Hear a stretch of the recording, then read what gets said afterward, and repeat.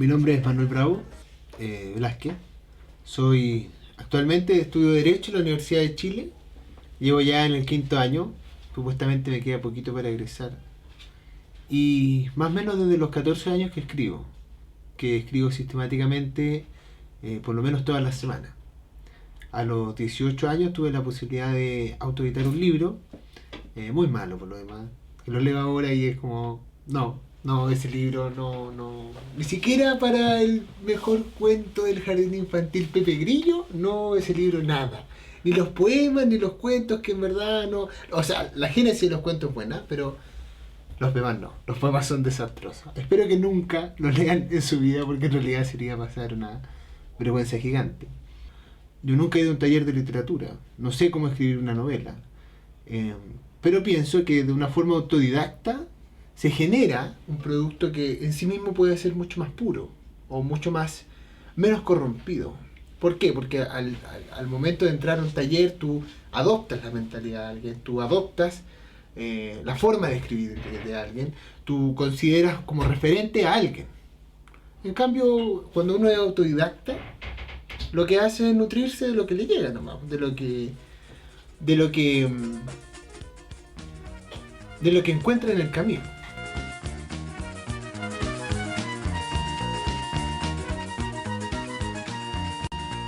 ¿Qué le pareció la exposición del ministro Enrique Correa? ¿Por qué me pregunta eso usted a mí? Porque tiene la costumbre de preguntar cosas raras, por eso no le contesto. ¿Cómo está nada. colaborando el ejército en la emergencia de los temporales? Siempre pregunta cositas así que le pueden producir problemas, entonces no le contesta nada. La novela trata principalmente de la historia, no solamente de una persona, no busca estar enfocada en la figura personal de Augusto Pinochet, sino de cómo la existencia o el hecho de vivir en un régimen opresivo con la libertad, en un régimen claustrofóbico, que se mira el ombligo a sí mismo, que se mantiene siempre la mirada hacia adentro, genera en las personas una pérdida de sentido común. Ahora nosotros podemos decir, me parece horroroso, y el 99% de los chilenos van a decir, me parece horroroso que se mata gente por sus ideas políticas. En esa época no era así. En esa época había gente que decía, no, estas personas tienen que morir por sus ideas políticas, de un lado al otro. Entonces, busca ir siempre la novela por dos carriles. Por un carril societal, en donde se toma la historia de personas que tuvieron un papel importante en un determinado periodo. La historia de los políticos también. Gabriel Valdés, Ricardo Lagos, Patricio Elwin. Durante la época de los 70 también, cómo la cultura se eclipsó en Chile. O sea, en Chile existían dos escritores, Enrique Lafourcade, Marcela Paz, que escribió Papelucho, y para contar, no hay más. Porque la gente, al perder el sentido común, pierde el sentido de la tolerancia, pierde el sentido de la diversidad, deja de aprender del otro y se encierra en sí misma. Pero ese encierro, más allá, junto con vivirlo en la sociedad, también lo vivió Augusto Pinochet. Augusto Pinochet, imagínense,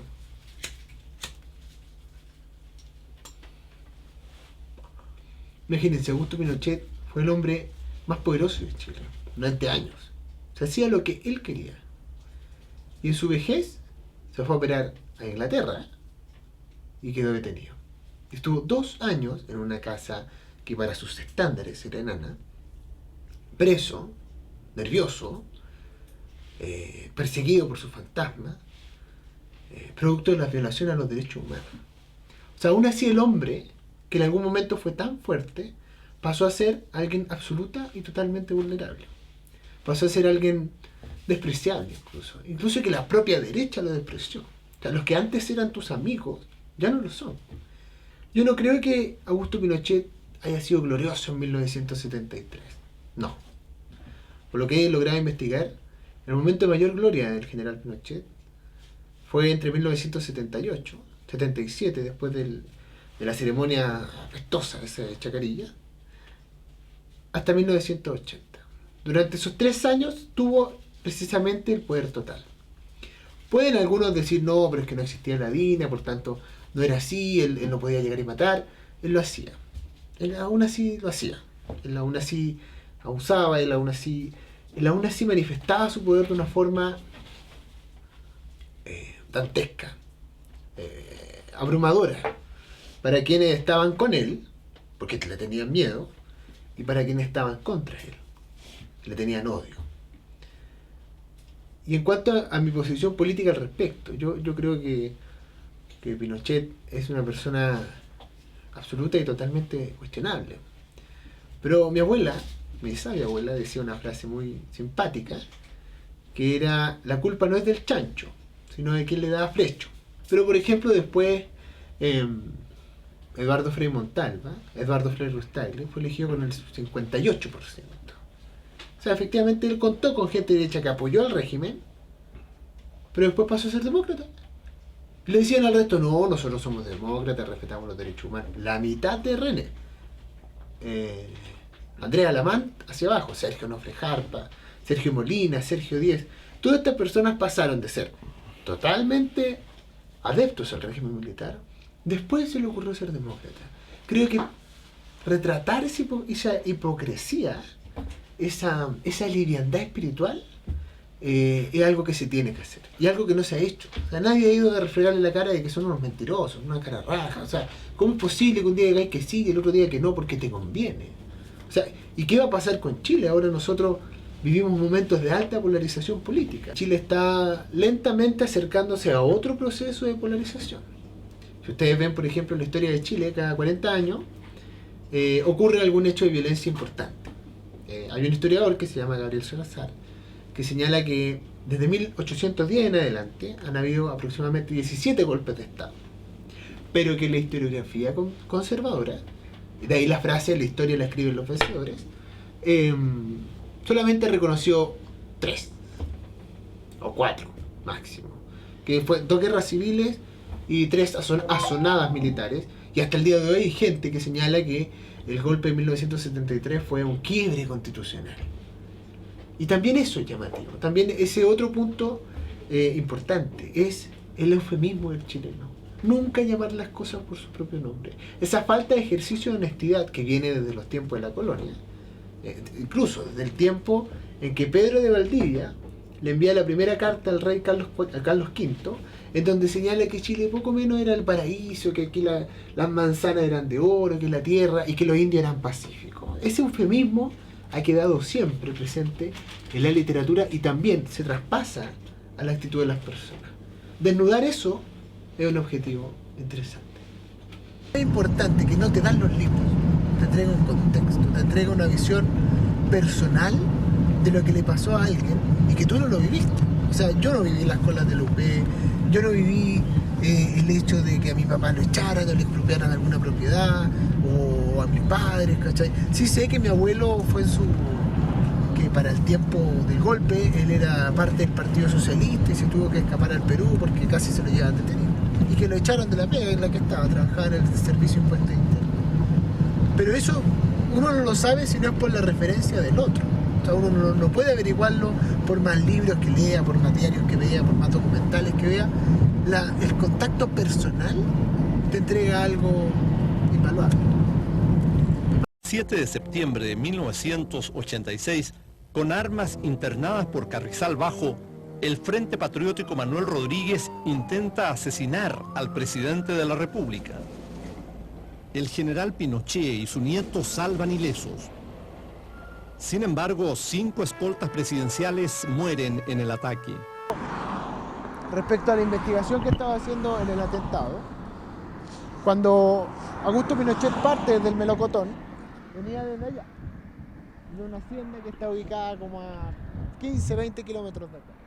Venía subiendo en una comitiva de 3 vehículos, todos iguales por supuesto, con más o menos 15, 13 personas a cargo de su seguridad. Y con ello, o frente a ello, estaban los grupos del frente, que eran 4 cédulas de 4 personas cada uno. Una apostada en la casa que se ve acá al frente, otra apostada sobre un cerro, que ellos eran los fusileros, y más adelante apostados dentro de un vehículo en el cual estaban los cohetes.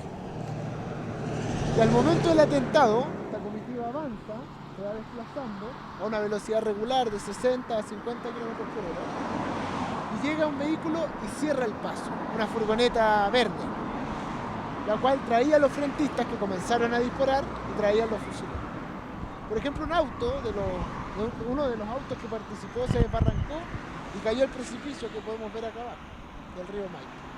Y Pinochet justo iba al medio, justo soportó los dos golpes de atrás de los fusileros del cerro y de adelante se pudo girar en reversa el chofer y escapar. Ese momento determinante es lo que uno dice, ¿por qué? ¿Por qué escapó? ¿Cómo alguien tan malo y tan malvado no puede haber muerto en ese momento? No murió, escapó y siguió gobernando Chile durante 4 años más. De hecho, siguió siendo la persona más poderosa de este país, quizás hasta el día de su muerte. ¿Cuál es el dato más importante o más sorprendente anecdótico del golpe? Yo creo que es el hecho de que Augusto Pinochet nunca planificó, primero, ser comandante en jefe, segundo, ser general. Él no pensaba llegar a ser general del ejército. Él decía, porque era una persona que no era tan ambicioso. Él pensaba llegar a ser coronel y retirarse, irse para su casa y vivir de la jubilación. Y tampoco nunca pensó en ser presidente de la Junta. Eso, o sea, la decisión de ser presidente y todo lo demás, no motivaba a la señora. La Lucía Arias era una persona muy ambiciosa. Era muy maldita la vieja, era muy déspota. Y eso siempre lo demostró. A lo largo, o sea, se puede ver en las biografías de Pinochet, y también me ha tocado entrevistar a personas que trataron con él durante ese tiempo. Y decían siempre que la señora ahí era la vieja ambiciosa, que le decía que sí, que tú tienes que estar, Porque Pinochet, el único papel que cumplió dentro de su vida militar fue ser un hueón correcto. Mucha gente cree que la memoria es un punto inmóvil en el espacio. Y no. Incluso la memoria es la que cambia. O sea, nunca tu vida va a estar determinada por un solo hecho, sino que un hecho en particular te va a llevar a tomar una actitud, y esa actitud después tú la vas a ocupar como antecedente para hacer otros hechos. Y así tu memoria también va a ir cambiando. En el caso de Chile como pueblo, pienso que acá, o en este lugar, aquí en el Cajón del Maipo, en donde Chile cambió.